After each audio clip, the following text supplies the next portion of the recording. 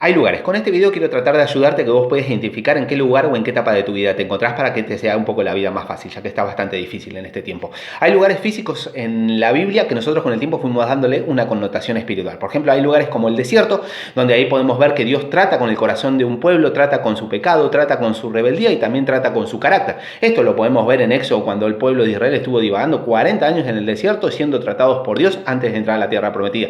Lo que te pido es que no tardes tanto en que Dios trate en tu corazón. Cuanto más rápido, más listo estás para posicionarte y tomar lo que Dios prometió para tu vida. Pero también hay desiertos como los que atravesó Jesús, que luego de haber sido bautizado y llevado 40 días y haber ayunado 40 días y 40 noches, los cuales pasados tuvo hambre, fue tentado por el enemigo. Es decir, hay desiertos donde Dios trata con nuestra vida y hay desiertos donde Satanás nos tienta. Por eso es importante que vos identifiques en qué desierto te encontrás. También hay lugares físicos como el río Jordán. Cada vez que vos leas la palabra río Jordán en la Biblia, algo sobrenatural pasa. Por ejemplo, el pueblo de Israel, antes de entrar a la tierra prometida, pasó por el río Jordán. Los sacerdotes pusieron el pie en el agua junto con el arca de la presencia del Señor y el río se abrió y el pueblo pudo pasar en seco. Obviamente también está el bautismo de Jesús. No podemos olvidar ese hecho trascendental, ya que podemos por primera vez ver la Trinidad visible presente en ese momento del bautismo de Jesús. En el río Jordán Jesús se bautiza, se abre el cielo, se escucha la voz del Padre, el Espíritu Santo desciende en forma de paloma y algo extraordinario pasa en ese momento. También podemos ver que hay lugares físicos como el monte Sinaí, donde el pueblo de Israel recibió la ley de Dios, recibió la instrucción.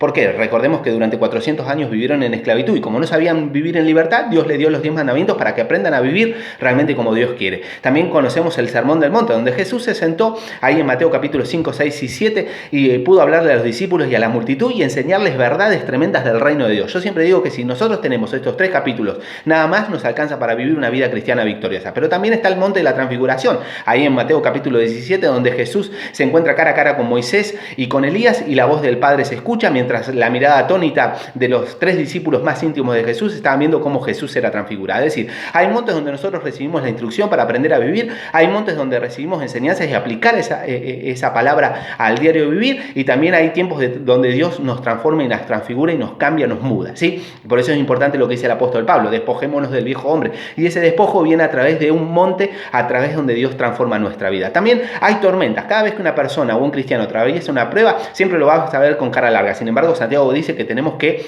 obviamente, gozarnos cuando pasemos diferentes pruebas.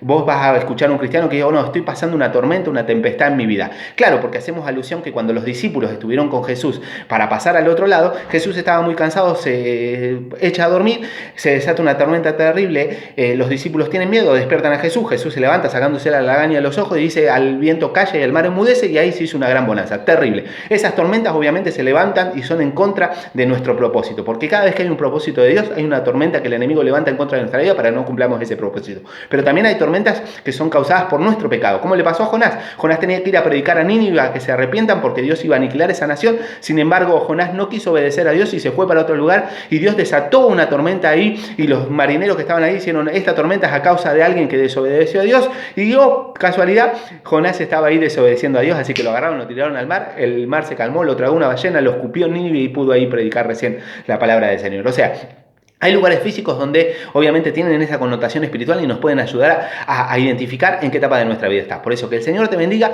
y toda esta enseñanza te pueda ayudar a identificar en qué etapa de tu vida estás. Calá la remera y el mate. Dios te bendiga y que tengas un lindo día.